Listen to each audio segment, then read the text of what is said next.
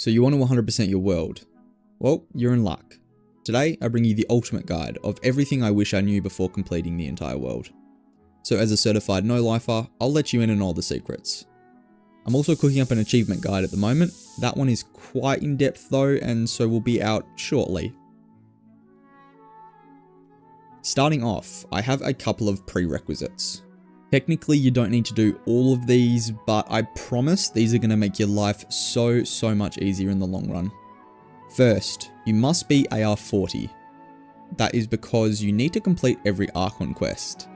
The Archon quest will give you must-needed world quests and take you through the map on the way, so they're pretty necessary. If you're not a big fan of story, just mute the game and watch something on another monitor. It won't take you that long. Also, don't forget the Chasm interlude chapter in there as well. Following suit, there are a good number of major world quests you need to do. I have personally looked through each and every single one of them and made up some nice little screenshotable charts. This took way too long to do. But anyways, nothing to do in Mondstadt and only these two quests for leeway. Quite a few in Inazuma. Make sure that you've done the Archon quests and all the prerequisites listed here. And then you can check either your quest list or the nice little map I made here. One of those will tell you where to start. I've also listed them in an order, so you should be able to just start from the top and go all the way down. Same thing here for Sumeru. And finally, Fontaine. These quests introduce you to region mechanics, they open new sections of the map, and also go straight past many teleport points. Apart from the 6-hour Aranara quest line, which is necessary unfortunately to open this section of the map, the rest don't take that long, so just do them. Now if you haven't already for some reason got every statue of the 7 unlocked, you need to be able to see the map to explore it, so go do that. And the final thing to do before getting started is get all the treasure compasses. This one is more optional, but if you use them effectively, it'll make your life easier. And they're not that hard to make. With all prerequisites out of the way, I'm going to go through my strategy. Some people are not a fan of using interactive maps, so if you find out that's you, just skip past this section and do whatever you enjoy. Do be careful though, I have heard of some Genshin horror stories of people stuck forever on 99%. Now I use both the interactive map and a treasure compass together. What you're going to do is choose either the Hoya Lab official map or this map. I've linked it in the description as well. The Hoya Lab one has a brief description under each marker, whereas the other one provides many comments for each and every marker, and some just link videos on how to complete it. So personally, I chose that one. It not only gives you more info, it also occasionally gives you a laugh. After choosing one though, make an account to track your progress. And remember, only commit to using one. Do not switch once you've started. You'll be left not knowing what you have done, and I promise your life will be hell. Also, copy down exactly what I have marked on here, as this is every single thing that will count towards exploration percent. The final thing to discuss in this section is the actual strategy to use. If you have a second monitor, put the map up on there, click on each individual marker and tick it off when you got it. Then you move on to the next, and so on and so on.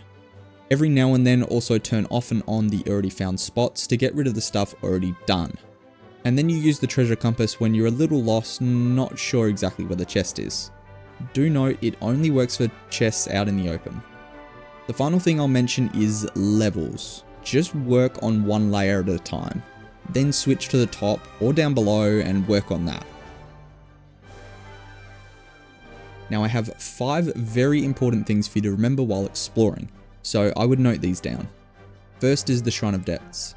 Get the keys for them, you can search it up if you need.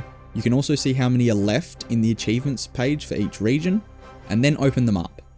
They give you about 5 to 10% per region, depending on the size, so I would really recommend to do them early on. You will thank yourself later on. Also, let's talk about Mora boxes. They are the undisputed goats. You get so much percent from these, especially in Inazuma. Some of them you might need to get a wave rider out for, but it's not that bad. So I would start with doing these 2 things first. Next, if you didn't know, there is a difference between the map saying 100% and actually getting every single thing. So if you don't care about that, then remember that you don't have to get everything. Depending on the region, you need maybe 80 to 90% of it. So if you're really struggling on a chest, just leave it. Worst case, you can come back if you really need, but what you'll probably find is just big sections of the map you haven't touched because you didn't need to. Third tip, if you open up your map and look in the bottom right, it'll show you the region you are currently in. Something I didn't know until I finished World. It saves a lot of time when you've 100%ed a region and don't know where the border for the next one starts. The fourth tip is team composition. There's a good number of elements and weapon types you need for exploring each region. Here are my recommendations, however. All regions need a DPS, a bow, pyro is always a good shout. You can tick off all three already if you have a DPS amber. An anemo character for movement is always good as well. And finally, each region's element for all the pillars scattered around. And in Liyue, use the Geo Traveler, as you need to place his rocks down in many places. The final main tip I have is don't do quests. Quests don't give exploration percent, however the chests at the end do. So unless you see a lot of chests locked behind them, don't bother. The comments of the map will usually tell you if something is quest locked, and if you keep seeing more and more chests saying do this quest first, you should probably go out of your way and do it. And a quick little bonus tip I have is to be prepared for a long ride.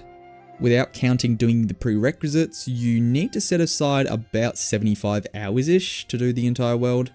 Seems like a long time, but just do it as you feel like it. And if you're overwhelmed by where to start, just begin in the corners and work inwards. Also, if you can open up something in your second monitor, or just in the background as you play, that'll help. If that means either listening to music, a podcast, watching a stream, whatever you fancy. Anyways, that's all I've got. If I've missed anything important, I'll pin it in the comments below. And good luck to you fellow adventurers. I look forward to seeing your 100%ed worlds.